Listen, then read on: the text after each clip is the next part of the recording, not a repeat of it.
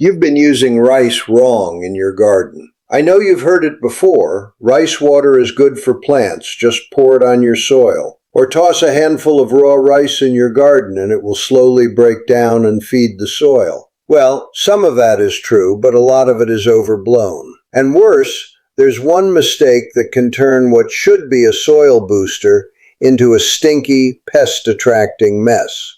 Today I'm going to walk you through what actually happens when rice hits your soil, how to use it the right way, and the one deadly mistake that 90% of gardeners make. No fluff, just soil biology. First, let's understand what happens when rice gets into your soil. Rice is mostly starch. Starch is like candy for soil microbes. It's their favorite fast energy source. When you add rice or rice water to your soil, a chain reaction kicks off. Step 1. Bacteria and fungi in the soil detect the starch and start multiplying like crazy. They release enzymes that break down the starch and also break down more organic matter in the surrounding soil. Step 2. That area becomes a biological hotspot. Higher temperature, intense microbial activity, and faster nutrient release. Step 3. Earthworms smell the party from a distance and start moving toward it. They have chemical sensors that can detect the volatile compounds released by decomposing organic matter. Step 4. The earthworms gather in numbers, burrow, eat, and leave behind worm castings, the best soil amendment you can get. This mechanism is real. It's well documented in soil science. The problem is, not every way of using rice triggers this chain. Gardeners usually try 3 methods with rice, but their results are totally different. Method 1: using rice water. You rinse raw rice a few times and the milky water gets poured on the soil surface. This does introduce some starch, and microbes will respond a little. But rice water is very diluted, and most of the starch gets washed down or evaporates before microbes can really use it. People who use rice water do see a tiny effect, but it's not enough to truly transform your soil. Method 2: burying raw rice. You take a handful of uncooked rice, dig a hole next to your plant, and cover it up. This is better than rice water, because the starch is concentrated right where the roots are. But raw rice is dry.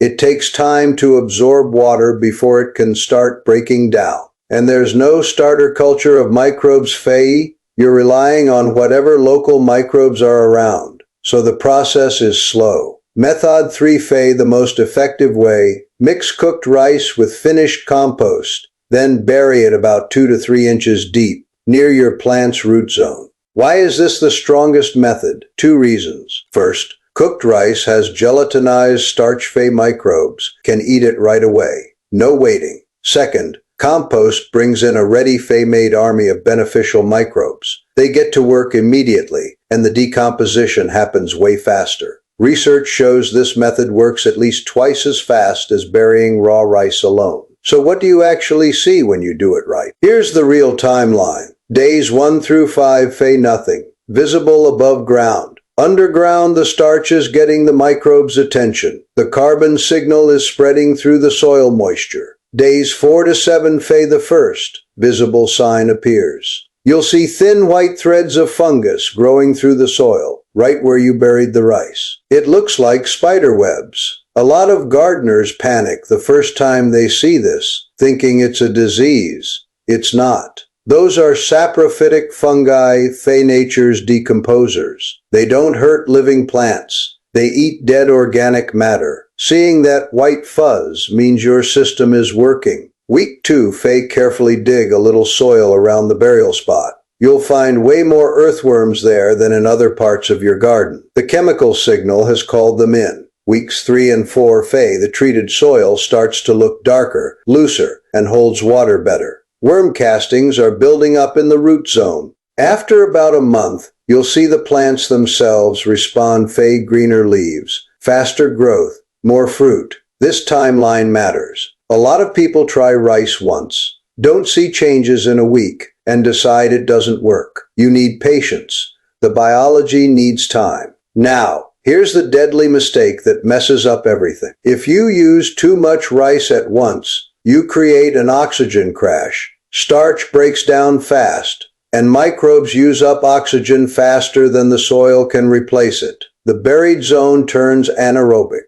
In those conditions, microbes don't make good things. They make organic acids, hydrogen sulfide, ammonia. If you smell that sour or ammonia smell, you've gone too far. Those compounds don't attract earthworms, they drive them away. Your garden gets stinky and slimy, and the very worms you wanted to bring in will leave. How do you know you've overdone it? Dig up a little soil a few days after burying the rice. If it smells sour or like ammonia, you've got anaerobic conditions. The fix: stop adding rice. Mix in some dry shredded cardboard or dry leaves to add carbon and airspace. Let the system rest for a week or two to rebalance. So what's the right amount? A small handful, about 50 grams per square meter of garden bed Fe. That's roughly 2 tablespoons. Less than most people think. Remember, more is not better. Regular small doses work way better than one giant dose. Apply every 10 to 14 days. Here's another important point. Rice is not a fertilizer. It doesn't add nitrogen, phosphorus, or potassium to your soil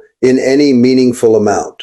What it does is activate the biological system in your soil Fe, helping your soil turn existing nutrients into forms your plants can use. If your soil is already severely depleted, compacted like concrete, or has been treated with pesticides, the microbial community might be too damaged for rice to work quickly. In that case, you need to rebuild basic soil health first Fe with compost, mulch, and less tilling. Rice is a booster, not a replacement. It also won't fix drainage problems, pH issues, or structural compaction. It works on the biological layer, which is important, but not unlimited.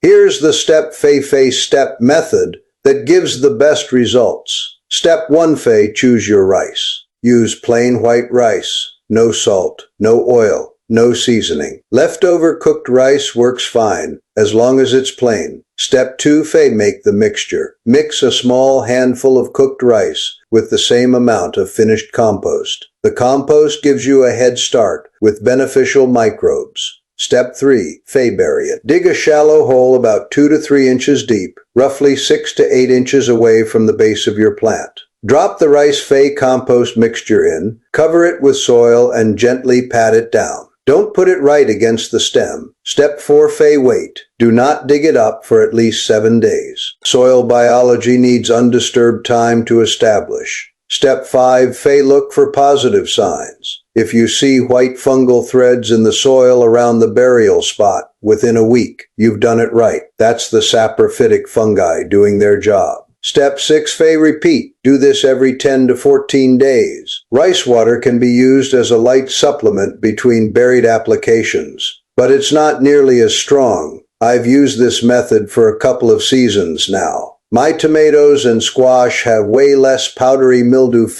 not because the rice killed the fungus, but because the soil is healthier and the plants are stronger. My soil went from gray and hard to dark, crumbly, and smelling like a forest floor. To sum it up, don't just pour rice water. It's too weak. Don't just bury raw rice. It's too slow. The best way is cooked rice mixed with compost, buried 2 to 3 inches deep, a small handful every 2 weeks. Don't overdo the amount. Anaerobic stink is your enemy. Rice is not a fertilizer, it's a soil activator. Be patient. You won't see plant results for about a month, but the underground work starts right away. Comment below, how have you been using rice in your garden? Have you made the too much mistake? Hit like and subscribe. Next time I'll show you another kitchen scrap that makes a powerful soil activator. Take care of your soil, and it'll take care of your garden. I'll see you next time.